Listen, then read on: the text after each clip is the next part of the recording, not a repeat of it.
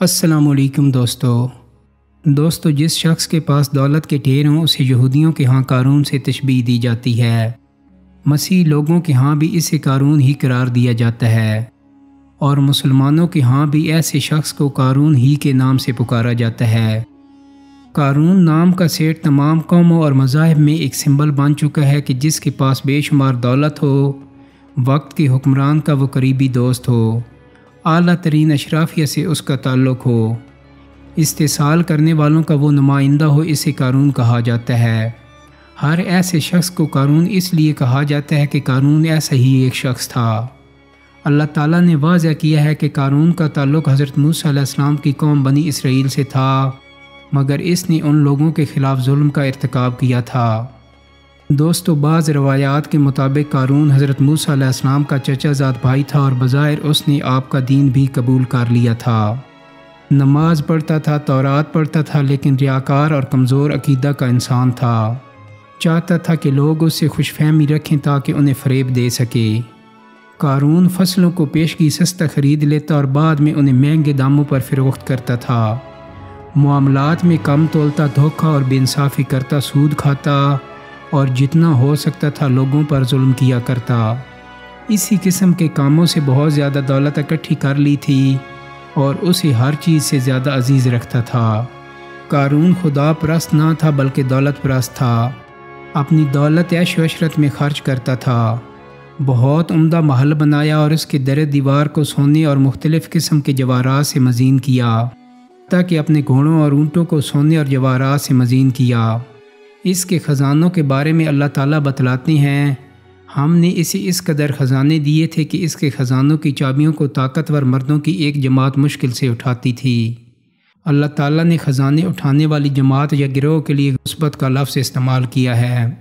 امام جمال الدین ابن منظور اپنی شورِ آفاق عربی لغت کی کتاب لسان العرب میں لکھتی ہیں کہ 10 سے لے کر 40 بندوں کی جماعت کو عصبت کہا جاتا ہے۔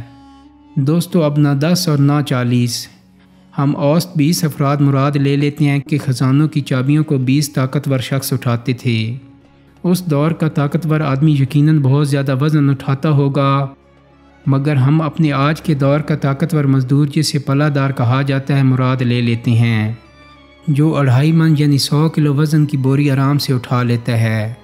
یوں خزانوں کی چابیوں کا وزن 2000 کلو گرام بن جاتا ہے، یعنی یہ وزن 50 من سے زیادہ کا بن جاتا ہے۔ اب اندازہ لگایا جا سکتا ہے کہ قارون کا ایک گودام نہ جانے کتنا لمبا چوڑا ہوگا۔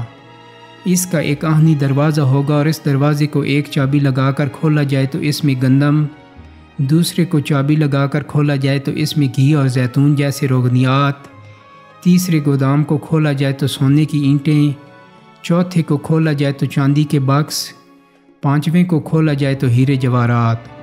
الغرض 2000 کلو گرام یعنی 50 من وزن کی چابیاں۔ خزانے کتنے ہوں گے اللہ تعالیٰ کی ذات ہی بہتر جانتی ہے۔ دوستو ایک دن قارون نے بہت عمدہ لباس پہنا اور بہت عمدہ گھوڑے پر سوار ہوا اور اپنے محل سے باہر نکلا۔ بہت زیادہ نوکر چاکر بھی اس کے ساتھ باہر آئے۔ لوگ قارون کی عظمت و شکوہ کو دیکھنے کے لیے راستے میں کھڑے تھے اور اس قدر سونے اور جواہرات کے دیکھنے پر حسرت کر رہے تھے۔ بعض نادان اس کے سامنے جھکتے اور زمین پر گر پڑتے اور کہتے کتنا خوش نصیب ہے قارون، کتنی ثروت کا مالک اور کتنی سعادت رکھتا ہے۔ خوشحال قارون کتنی اچھی زندگی گزارتا ہے، کتنا سعادت مند اور خوش بخت ہے، کاش ہم بھی قارون کی طرح ہوتے۔ لیکن سمجھدار مومنین کا دل ان لوگوں کی حالت پر جلتا، وہ انہیں سمجھاتے اور کہتے کہ سعادت اور خوشبختی زیادہ دولت میں نہیں ہوا کرتی، کیوں اس کے سامنے زمین پر گر پڑتے ہو؟ ایک ظالم انسان کا اتنا احترام کیوں کرتے ہو؟ وہ احترام کے لائق نہیں۔ اس نے یہ ساری دولت گراں فروشی اور بے انصافی سے کمائی ہے۔ وہ سعادت مند نہیں، سعادت مند وہ انسان ہے جو خدا پر واقع ایمان رکھتا ہو اور اللہ کی مخلوق کی مدد کرتا ہو، اور وہ لوگوں کے حقوق سے تجاوز نہ کرتا ہو۔ ایک دن اللہ تعالیٰ کی طرف سے حضرت موسیٰ علیہ السلام کو حکم ہوا کہ دولت مندوں سے کہو کہ وہ زکوٰۃ دیں۔ حضرت موسیٰ علیہ السلام نے اللہ کا حکم دولت مندوں کو سنایا اور قارون کو بھی اطلاع دی کہ دوسروں کی طرح اپنے مال کی زکوٰۃ دے۔ اس سے قارون بہت ناراض ہوا اور سخت لہجے میں حضرت موسیٰ علیہ السلام سے کہا، زکوٰۃ کیا ہے؟ کس دلیل سے اپنی دولت دوسروں کو دوں؟ وہ بھی جائیں اور کام کریں اور محنت کریں تاکہ دولت کمائیں۔ حضرت موسیٰ علیہ السلام نے فرمایا، زکوٰۃ یعنی اتنی بڑی دولت کا ایک حصہ غریبوں اور ناداروں کو دے تاکہ وہ بھی زندگی گزار سکیں، چونکہ تم شہر میں رہتے اور معاشرے کے فردوں اور ان کی مدد سے اتنی کثیر دولت اکٹھی کی ہے۔ اگر وہ تیری مدد نہ کرتے تو ہرگز اتنی دولت نہیں کما سکتا تھا۔ مثلا اگر تو بیابان کے وسط میں تنہا زندگی بسر کرتا تو ہرگز اتنا بڑا محل نہ بنا سکتا اور باغ آباد نہ کر سکتا۔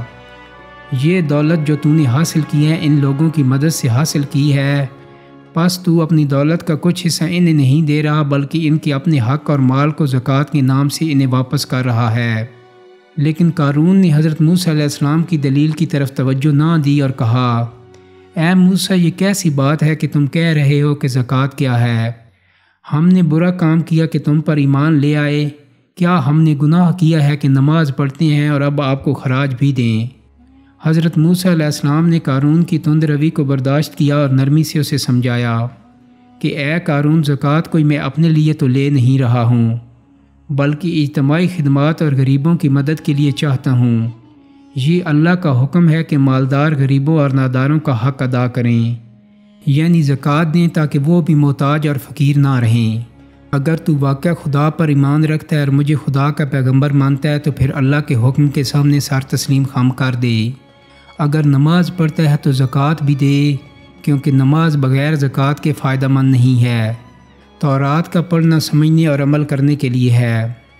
لیکن قارون نے حضرت موسیٰ علیہ السلام اور مومنین کی نصیحت اور معاوضہ کی کوئی پرواہ نہ کی، بلکہ اس کے علاوہ مومنین کو اذیت بھی پہنچانے لگا اور حضرت موسیٰ علیہ السلام کے ساتھ دشمنی کرنے لگا، یہاں تک کہ تہمت لگانے سے بھی دریغ نہیں کرتا تھا۔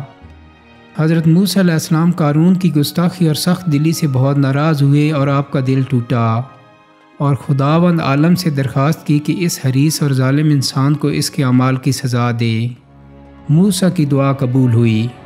اللہ کے حکم سے زمین لرزی اور ایک شدید زلزلہ آیا اور ایک لحظہ میں قارون کا محل ویران اور زمین بوس ہو گیا اور قارون کو محل سمیت زمین نگل گئی اور اس حریص کے ظلم کا خاتمہ کر دیا گیا۔ قارون خالی ہاتھ آخرت کی طرف روانہ ہوا تاکہ وہ اپنے برے کاموں کی سزا کو دیکھے اور اسے عذاب دیا جائے کہ آخرت کا عذاب سخت اور دائمی ہے۔ اس وقت وہ لوگ جو قارون کو سعادت مند سمجھتے تھے اور اس کی دولت کی آرزو کرتے تھے، اپنی غلطی کی طرف متوجہ ہوئے اور توبہ کی اور کہا، کتنی بری عاقبت اور برا انجام ہے یہ۔ قارون نے اپنے مال کو اپنے ہاتھ سے نہ دیا اور خالی ہاتھ اور گناہ گار آخرت کی طرف روانہ ہوا تاکہ اپنے کیے کا عذاب چکھے۔ دوستو، اب کچھ ذکر ہو جائے قارون کے محل کا کہ وہ کہاں پر واقع ہے۔ بنی اسرائیل کے زمانے کے معروف بادشاہ قارون کا محل مصر کے جنوبی مغربی صوبے الفیوم میں نہر قارون کے جنوب مغربی جانب واقع ہے۔ کہا جاتا ہے کہ یہ قارون کا خاص محل ہے جس کے نام کا ذکر قرآن کریم میں کیا گیا اور اللہ عز و جل نے اس کو زمین میں دھنسا دیا تھا۔ مذکورہ محل میں 3000 کمرے ہیں۔ اس میں داخل ہونے والا راستہ بھٹک جاتا ہے اور باہر آنے تک دماغی توازن کھو چکا ہوتا ہے۔ تاہم آثار قدیمہ اور تاریخ کے مصری ماہرین باور کراتے ہیں کہ یہ تمام معلومات بے بنیاد ہیں اور قارون کا حقیقی محل عراق کے علاقے نینوی میں واقع تھا۔ قدیم زمانے کے مصریوں نے اس محل کو قصر قارون کا نام اس واسطے دے دیا کہ اس کے پڑوس میں نہر قارون واقع ہے۔ اس نہر کو یہ نام اس کی کثرت تلاطم کی وجہ سے دیا گیا۔ ابتدا میں اس کو نہر قارون کا نام دیا گیا جو بعد میں بگڑ کر نہر قارون ہو گیا۔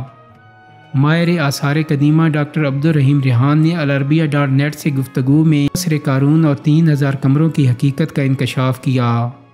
ان کے مطابق یونانی مورخ ہیرووت نے 5ویں صدی قبل مسیح میں الفیوم میں نہر قارون کا دورہ کیا تھا۔ اس نے یہ دعوے سن رکھے تھے کہ قارون ہی قبل مسیح میں مصر کا بادشاہ ہے، جبکہ ہیرووت کی سابقہ معلومات کے مطابق قارون کا محل اور اس کا واقعہ آشوری شہر نینوی میں پیش آیا۔ ہیرووت کی تاریخی معلومات اس امر کی تصدیق کرتی ہیں کہ نینوی کا بادشاہ، جس کو ابولو کے نام سے پکارا جاتا تھا، بہت زیادہ مال و دولت کا مالک تھا جو زیر زمین خزانوں کی شکل میں محفوظ تھے۔ بعد ازاں یہ بات ظاہر ہو گئی کہ یہودیوں نے مصر میں موجودگی کے دوران غلط معلومات کو پھیلایا اور الفیوم میں نہر کی کھدائی کے قصے کو قرآن کریم میں مذکورہ قارون کے ساتھ جوڑ دیا۔ یہودیوں نے افواہ پھیلائی کہ الفیوم کا یہ محل اسی قارون کا ہے جس کا ذکر قرآن کریم میں آیا ہے، اور یہی شخص تورات میں کورہ کے نام سے مذکور ہے۔ امید کرتا ہوں کہ میری آج کی ویڈیو آپ کو پسند آئی ہوگی۔ اگر ویڈیو اچھی لگی ہے تو اس کو لائک اور شیئر کر دیں۔